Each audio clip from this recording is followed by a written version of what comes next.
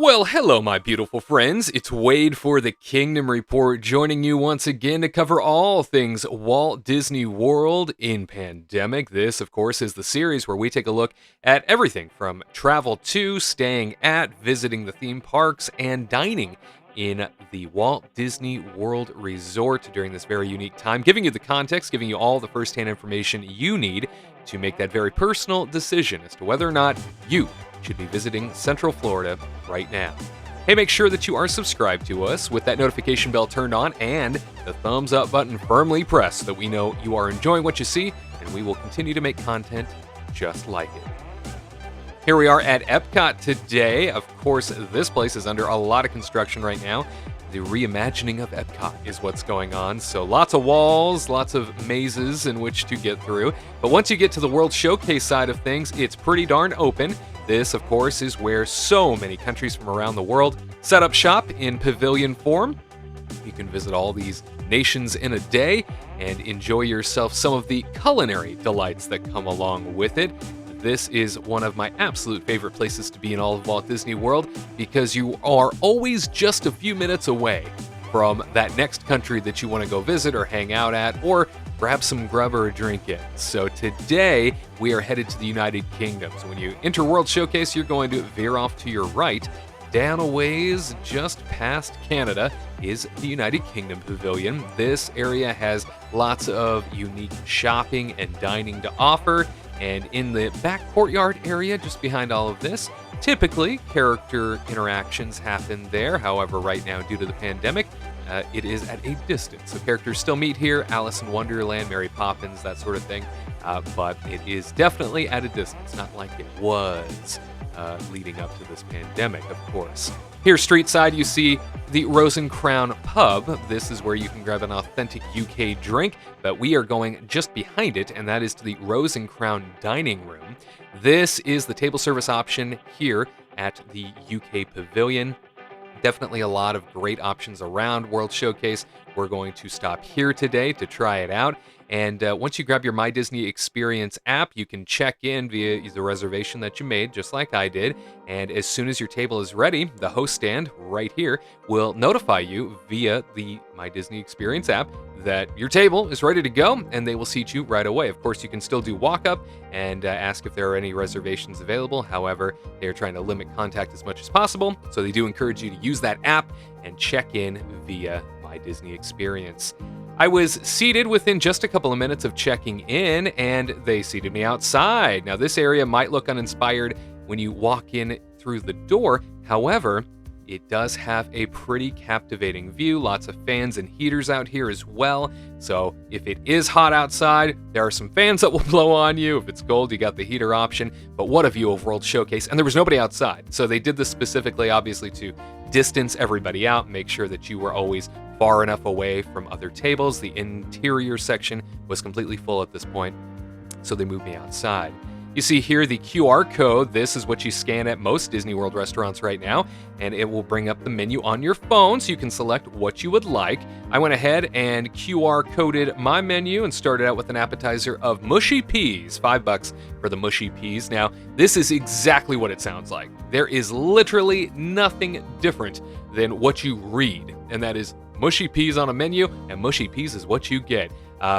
I was kind of anticipating something a little more. Like I thought there'd be a unique take on the fact that there were peas. It literally is just a bunch of peas in soup form, and that's it. It is incredibly bland. It was a little salty, and that was the extent of the mushy peas in general. Was it hearty? Yeah, it was. It was thick, especially for a warm day. Probably would have gone with the Bubbles and Squeak, which is the other appetizer. Maybe next time I will. This definitely was, I guess, worth a try. A little disappointed, though, in the mushy peas. I get it. You know, I ordered it, and it's exactly what it said was going to come out, but the taste wasn't for me. Just kind of felt like it was a waste of my money, and there are a lot more delicious things to choose from in World Showcase in general, and definitely more to choose from at the Rose and Crown Dining Room area. Now, this was my view. Obviously, lots of open space and waterways here around World Showcase, and it was really cool to be out here just alone and not having anybody in the area. Kind of felt like my own little Epcot, which is such a captivating thing, right? When you're in a theme park that's bustling with people and you get to have your own little section of it. Ah, so cool. Hey, the entree was delivered within just a couple of minutes. I got the bangers and mash.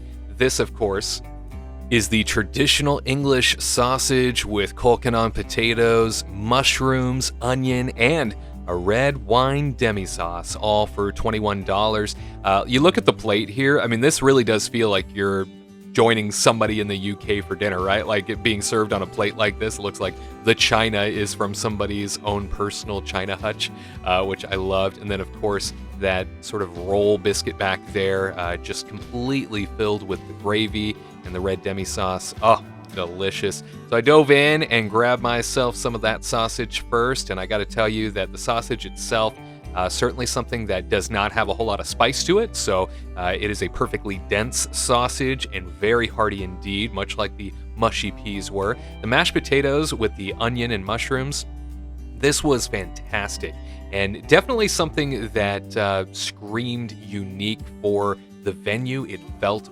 very much like a British dish, and so they nailed it when it came to the authenticity. I would say that the onions in general, probably a little more would have been nicer. There was just a little bit sprinkled on the top there, and that was about it. The sausages in general, though, back to that, I would say completely just submerge those sausages in the mashed potatoes and make sure you get a lot of that red wine demi-sauce on it. And together, the combination is something that is sort of explosive in your mouth. Not a ton of flavor, but definitely a hearty fare that makes you say all the way through. And then, of course, that final biscuit, that roll here at the end that is acting like as a reservoir for the red wine demi-sauce is delicious, and this is a nice little treat at the end, and it's completely submerged with the mushrooms inside too. So all things considered, I'd say that the entree is definitely something that I would get again, definitely something that I would recommend everybody trying. The bangers and mash, totally worth it. Stay away from those mushy peas though, and get yourself perhaps Bubbles and Squeak, or maybe a Scotch egg or something like that. That's a little more unique and just a little bit more special. But the roll itself, fantastic. Love that being a part of the plate. Flaky, flaky, flaky is the name of the game when it came to that roll, though, even if it was completely overwhelmed by the red demi-sauce and the mushrooms. Other than that, I annihilated the entree, completely knocked it out, and felt quite full by the end of it when it was all said and done. Here I was sitting waiting for the check. It came out in just a few moments. In the check presenters right now, they are a disposable form of check presenters. So, no longer do you get those black leather bound check presenters. This is something that they toss the moment that you're done with it. So as to eliminate a lot of the sort of additional touching that goes on with something like that. You see here the check reveals that the mushy peas, $5, bangers and mash, $21. The soda beverage, $4.29, all bringing the total with tax to $32.26. That was the grand total. So you're probably asking yourself, well, is it safe and is it comfortable? Here at Epcot, obviously this is a park that has a lot of room in which to spread out, and the same goes with many of the restaurants. They're doing a terrific job making sure that all of the tables are completely spaced out to the point that they're even using their outdoor space, and there was even an expansion space beyond their patio that they are using. There is consistent sanitizing, and they do encourage the digital menus so that they don't have to necessarily bring you anything out that you would need to touch and the next person would need to touch. And then the tables, of course, block for distancing everywhere you go. From a comfort level, I would say that being far away from other parties, like I mentioned earlier, it's kind of nice, right? Like you have your own sort of section, your own sort of area of the park. You could very well be, though, when seated outside, and it's all up to whether or not they've got max capacity inside. When you're seated outside and it's hot, those fans only do so much. You still might be sweating because it is Florida after all, so something to keep in mind. And then when you are seated outside, though, you do have that great view. So, all things considered, I suppose it's a balance, right? You might be seated outside and it might be hot, but at least you have the view of the gods when it comes to Epcot. And I was seated very quickly, so I didn't have to wait very long, even though the dining room was full. Again, everything is distanced out, so not as many tables that they are serving inside or outside. So all of that extra space is being allotted for the sake of people's comfort, and I did appreciate that. So, is it worth it? Ultimately, would I encourage you to enjoy some Rose and Crown dining room? Well, I'll tell you this. The service, and I don't normally have this problem, was quite poor. So the service in general was a little disappointing. The servers and a lot of the staff working right now, they're not from the countries, the majority of them. A lot of them are, in fact, sort of repurposed servers from other places in Walt Disney World because of the pandemic. So I'm not saying that was something that I was disappointed by. Certainly you want to have that cultural experience with people from that country serving you or people from that country working with you, but at this time it was somebody who just didn't seem like they knew anything about the place. They didn't really know what they were doing. They were delayed in getting to me. They seemed very frustrated. They just weren't all that happy to be there. They seemed very uncomfortable with who they were dealing with inside and sort of let that bubble over. So definitely something that I would mention. The pricing is just fine, very average by Disney standards, and I would say that the theming overall is fantastic, so a great place to get away during your Epcot day. Hopefully the service would be a little different.